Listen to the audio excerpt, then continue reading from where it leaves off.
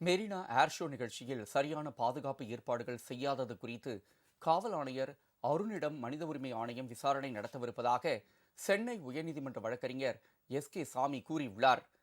சென்னையில் இதனை தெரிவித்த அவர், தமிழ்நாட்டில் முதல் முறையாக ஒரு உயர் போலீஸ் அதிகாரி மீது மனித உரிமை ஆணையம் நேரடியாக விசாரணை நடத்தும் வழக்கு இது என்றார். இந்திய வரலாற்றிலே, அதுவும் தமிழ்நாடு போலீஸ் வரலாற்றில் ஒரு ஆணையர் மீது ஆணையம் விசாரணை கமிஷன் வச்சிருக்கு அப்படின்னா இதுதான் முதல் முறைங்க. ஏன்னா இந்த மாதிரியான ஒரு விஷயங்கள் இனிமேல் எதிர்காலத்தில் நடக்கக்கூடாது. இப்போ பார்த்தீங்கன்னா இந்த ஏசோவில் அவங்க பண்ண விஷயந்தான் அந்த இன்றைக்கி கரூரில் 41 பேர் இறந்ததுக்கு காரணமாயிடுச்சு. இன்னும் அந்த அலட்சிய போக்கு இருக்கக்கூடாதுங்கிறதுக்காக மட்டும்தான் இப்போது இந்த ஆணையம் தீவிர நடவடிக்கையை எடுத்துகிட்டு இருக்காங்க.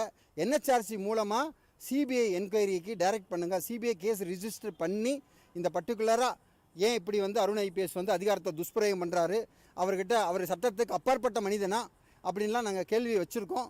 அந்த கேள்விக்கான பதிலாக தான் இன்றைக்கி இந்த ஆணையம் வந்திருக்கு. கூடிய சீக்கிரம் தேசிய மனித உரிமை ஆணையத்து மேலே எங்களுக்கு நம்பிக்கை இருக்குது.